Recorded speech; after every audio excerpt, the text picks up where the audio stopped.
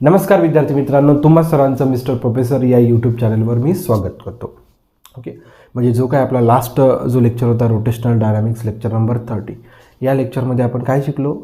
Well of death. Okay, किंवा death of वेल पण म्हणतात, किंवा आपल्या साध्या हिंदी भाषेत आपण मोदका कुवा. आणि जे आपण यात्रेमध्ये भरपूर वेळा बघितलेला, म्हणजे जो काही बाईकर राहतो किंवा काही लोक त्याच्यात सायकल्स पण चालवतात, सायकल्स म्हणा जे, किंवा जे काही बाईक्स चालवतात, ठीक आहे.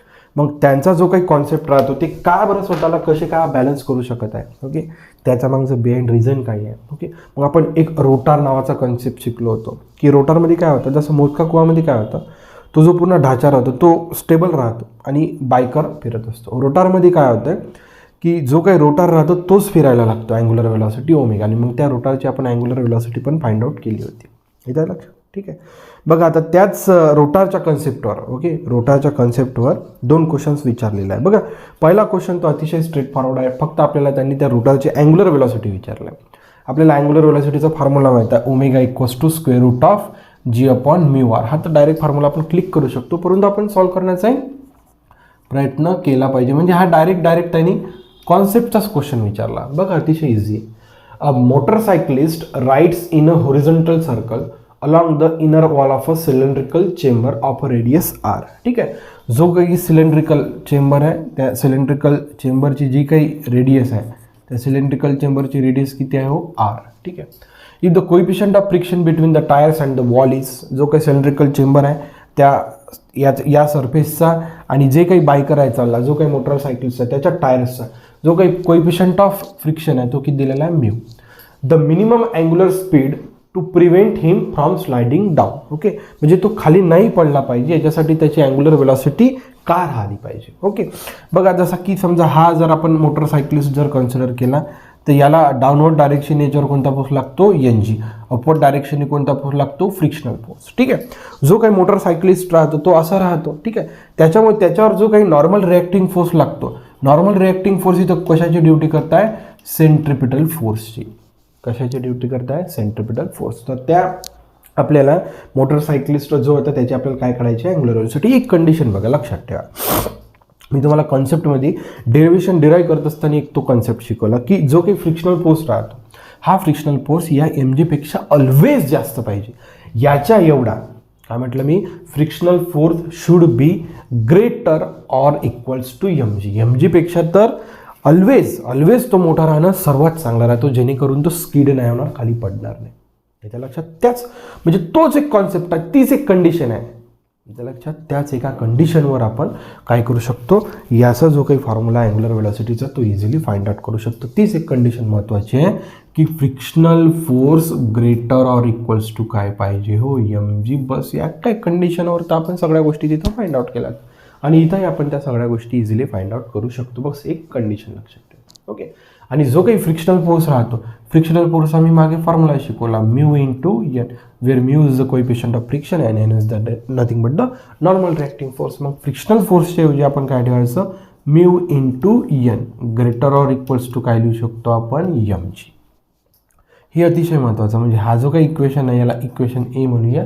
या इक्वेशन ए म्हणजे ही जी काही बॅलन्स कंडिशन आहे याच्यावर खूप महत्त्वाचं आहे. ठीक आहे, हे तर तुम्हाला इझिली कळलं पाहिजे की जर नॉर्मल रिॲक्टिंग फोर्स सेंट्रिपिटल फोर्सची ड्युटी करत आहे, फ्रिक्शनल फोर्सची व्हॅल्यू म्यू इंटू एन आहे, फ्रिक्शनल फोर्सची व्हॅल्यू टाकली. ठीक आहे.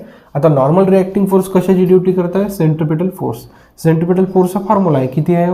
M V square by R लिहा किंवा एम आर ओमेगा स्क्वेअर. बघा, आता या दोनपैकी कोणता फॉर्म्युला यूज करायचा? जसं एक एकदम सिंपल आहे, एकदम सिंपल. ठीक आहे. आता आपल्याला त्या मोटरसायकलिस्टचं अँग्युलर वेलॉसिटी विचारली. त्यांनी कोणती विचारली?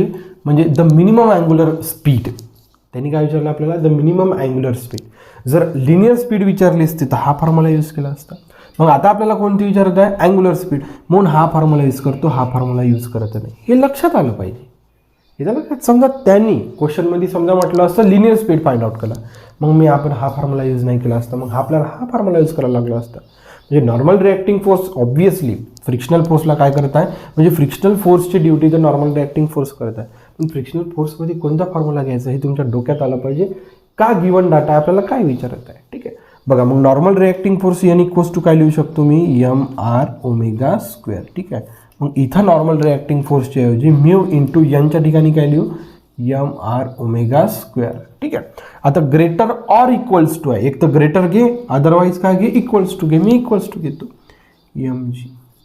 इथे लक्षात या साईनचं खूप महत्त्व आहे. ग्रेटर ऑर इक्वल्स टू, एक तर ग्रेटर घ्या, अदरवाईज ऑर घ्या. ठीक नाही. ग्रेटर ऑर इक्वल, एक तर ग्रेटर घ्या, अदरवाईज काय घ्या, इक्वल. आपण इक्वॅलिटी साईन घेतली. बघा स्मॉल एम इथे काय झाला, कॅन्सल झाला. आपल्याला पाहिजे अँग्युलर वेलोसिटी म्यू आणि आर. आपण खाली काय करू, shift. Therefore G upon mu R. Left hand साईडला किती शिल्लक राहिलं, ओमेगाचं. आपल्याला फक्त अँग्युलर वेलोसिटी पाहिजे. Therefore taking square root on both side, therefore square root of G upon mu R. ठीक आहे. Angular velocity radian per second, त्याचं युनिट राहायला पाहिजे. अँग्युलर वेलोसिटीचं युनिट काय राहिलं पाहिजे, रेडियन पर सेकंद. जसं आपण लिनियर वेलोसिटीचं युनिट काय लावतो, metre per second.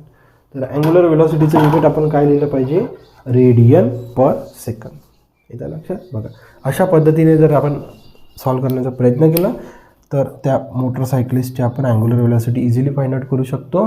Okay. Square root of G upon mu R. G acceleration due to gravity, mu is nothing but the coefficient of friction between the tyres and the surface of that cylindrical chamber, and r is nothing but the radius of that cylindrical chamber. Okay, r is nothing but the radius of that cylindrical chamber. इतका सोपा question होता. Okay.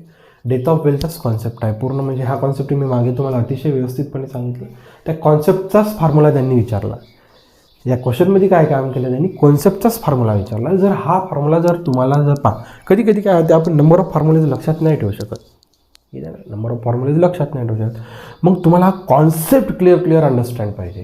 हा जर concept जर तुम्हाला clear understand पाहिजे, या कॉन्सेप्टचं main balancing equation आहे की frictional force greater or equals to M G, किंवा weight. Frictional force greater or equals to weight म्हणा, एम जी म्हणा, काही म्हणा. येतं लक्षात. कॉन्सेप्ट म्हणजे तुम्हाला या क्वेश्चनवरून असं लक्षात येतं. बघा भले हा क्वेश्चन कुठे आलेला नसला तरी या क्वेश्चनवर आपल्याला काय लक्षात येतं, फक्त फॉर्म्युला रिमेंबर करून चालत नाही. कधी कधी तो समजा हा नीटमध्ये जर क्वेश्चन आला असता मग तो फॉर्म्युला रिमेंबर करूनही काही अर्थ राहिला नसता. याचं लक्षात. मे बी होऊ शकते तुम्हाला फॉर्म्युला रिमेंबर तुम्ही मॅक्सिमम नाही ठेवू शकत, तर काही तुम्हाला म्हणजे कॉन्सेप्टची पण कशी गरज राहते. आणि शेवटी काय ना, कॉन्सेप्ट महत्त्वाचा. एकदा कॉन्सेप्ट क्लिअर झाला की काही मोठी गोष्ट राहत नाही. बघा याच कॉन्सेप्टवर आता हा नीट 2019ला आलेला क्वेश्चन बघूया आपण. ठीक आहे. नीट 2019ला क्वेश्चन आलेला आहे याच कॉन्सेप्टवर. बघा, block of mass 10 kg is in contact against inner wall of a hollow cylindrical drum of a radius 1 meter. तेच hollow cylindrical drum आहे. ठीक आहे. इथं लक्षात, hollow cylindrical drum आहे. Okay. A block of mass, एक समजा आपण एक ब्लॉक घेतला ज्याचं मास M 10 किलोग्राम आहे. कॉन्टॅक्टमध्ये आहे तो इनर वॉलसोबत. ठीक आहे. आणि या ड्रमची रेडियस तुम्हाला दिलेली आहे आर इक्वल्स टू किती दिले आहे, 1 मीटर. या ड्रमची रेडियस दिली आहे. The coefficient of friction between the block M, okay, and the wider all of the cylinder is 0.1. म्हणजे म्यूची व्हॅल्यू दिली आहे तुम्हाला 0.1. जो काही हॉलो सिलेंड्रिकल ड्रम आहे त्याची रेडियस 1 मीटर आहे. त्या हॉलो सिलेंड्रिकल ड्रमच्या इनर वॉलसोबत हा ब्लॉक काय आहे बेटा, म्हणजे तो मोशन परफॉर्म करून राहिला किंवा अटॅचड आहे. इथे म्हटलं त्यांनी कॉन्टॅक्टमध्ये, कसं आहे, कॉन्टॅक्टमध्ये. ठीक आहे. आणि त्या ब्लॉकमध्ये आणि इनर वॉलच्या सरफेसमध्ये जो काही कोइफिशियंट ऑफ फ्रिक्शन आहे तो किती आहे, 0.1. The minimum angular velocity needed for the cylinder. ठीक आहे. म्हणजे आता सिलेंडर काय होणार बेटा, रोटेट होणार अँग्युलर वेलॉसिटीने. हा सिलेंडर म्हणजे हा रोटारचा कॉन्सेप्ट झाला. हा कशाचा कॉन्सेप्ट झाला, रोटार. हा कशाचा कॉन्सेप्ट झाला, डेथ ऑफ वेल. परंतु दोघांची फॉर्म्युला एकच आहे. ओके. हा डेथ ऑफ, हा रोटारचा कॉन्सेप्ट झाला. The minimum angular velocity needed for the cylinder to keep the block stationary. Okay. म्हणजे या सिलेंडरची, हॉलो सिलेंडरची, या हॉलो ड्रम सिलेंड्रिकल ड्रमची अँग्युलर वेलॉसिटी किती राहिली पाहिजे जेणेकरून हा ब्लॉक खाली स्लाइड नाही झाला पाहिजे. म्हणजे या सिलेंडरची आपल्याला काय विचारलं, angular velocity. Okay. Is vertical rotating about it's axis. Okay. Will be काय राहिला पाहिजे. ओके. आणि ॲक्सेलरेशन ड्यू टू ग्रॅव्हिटी जी आपल्याला किती घ्यायला सांगितली त्यांनी, 10 मीटर पर सेकंडचा स्क्वेअर. बस आपल्याला त्या रोटारची म्हणा किंवा जो काही हॉलो सिलेंड्रिकल ड्रम आहे त्याची काय विचारली, अँग्युलर वेलॉसिटी. अँग्युलर वेलॉसिटीचा फॉर्म्युला असा आहे, ओमेगा इक्वल्स टू किती राहायला पाहिजे हो, square root of G upon mu R. अतिशय म्हणजे एक अतिशय डोंगरी क्वेश्चन आहे. एनीबडी कॅन डू इट असा क्वेश्चन आहे. ॲसेलरेशन ड्यू टू ग्रॅव्हिटी 10 घ्यायला सांगितली, 10 घेऊन घ्यायची. ठीक आहे. म्यू किती दिला आहे 0.1. ठीक आहे. रेडियस किती दिला आहे तुम्हाला 1. बस 10 भागिला 0.1 अतिशय इझी आहे. देअरफॉर बघा स्क्वेअर रूट ऑफ 10 हा वनचा तर प्रश्नच नाही राहिला. 0.1 इंटू 1 0.1 राहतो. 0.1ला 1 इंटू मी काय लिहू शकतो 10 पॉवर -1. हा जर 10 पॉवर वर जर गेला तर काय झाला बघा 10 पॉवर 10 आहे म्हणजे 10 पॉवर 1 आहे. याचा पॉवर काही नाही म्हणजे किती आहे 1. हा जर -1 जर 1 गेला तर काय होते परत 10 पॉवर 1. आता दोघांचा बेस कसा आहे सेम. पॉवरची काय होते ॲडिशन. 10 पॉवर 2 म्हणजे काय 100. 100चा स्क्वेअर रूट किती येते 10. ओके. रेडियन पर सेकंड म्हणजे जी काही सिलेंड्रिकलची अँग्युलर वेळासाठी किती राहायला पाहिजे 10 रेडियन पर सेकंड. जेणेकरून तो ब्लॉक स्लाईड नाही होणार, तो इनर वॉलच्या कॉन्टॅक्टमध्ये राहणार. ओके. 10 radian per second. बघा option number first will be the correct option and this question asked in NEET 2019. बघा इतका सोपी क्वेश्चन होता. म्हणजे जे काही आपण कॉन्सेप्ट शिकत चाललो म्हणजे त्याच्यावर बघा. आणि आपलं नेहमी म्हणजे फोकस याच्यावर राहतो का आपण जो काही कॉन्सेप्ट शिकतो त्याच्यावर प्रिव्हियस इयर महाराष्ट्र CET म्हणा नीट म्हणा जे काही प्रिव्हियस इयर क्वेश्चन्स आले आपण त्याच्यावर मॅक्सिमम फोकस करण्याचा प्रयत्न करतो. जेणेकरून तुम्हाला काय होतील क्वेश्चनची अंडरस्टँडिंग होत जाते किंवा या कॉन्सेप्टवर अशा प्रकारचे क्वेश्चन येत चाललेले आहे. याच्या लक्षात बघा वेल ऑफ डेथ म्हणा किंवा डेथ ऑफ वेव्ह हे असे 2 क्वेश्चन्स आपण डिस्कस केले. नेक्स्ट येणारा व्हिडिओ लेक्चरमध्ये आपण नेक्स्ट नवीन कॉन्सेप्टसोबत येऊया. आपला तोच फॉर्म्युला आहे कॉन्सेप्ट एक्झाम्पल्स. ओके. म्हणजे अशा पद्धतीनेच तुम्ही म्हणजे जो काही कॉन्सेप्ट आहे तुमचा क्लिअर होऊ शकते. कॉन्सेप्ट तुम्ही क्लिअर केल्यानंतर त्याच्यावरचे जर एक्झाम्पल सॉल्व करण्यात जर तुम्ही समर्थ राहिले तर तो कॉन्सेप्ट क्लिअर झाला आपण असं समजू शकतो. आणि या एक्झाम्पलवरून तुम्हाला लक्षात येते की कॉन्सेप्ट किती महत्त्वाचा आहे. डायरेक्ट फॉर्म्युले कधी कधी नाही लक्षात येणार.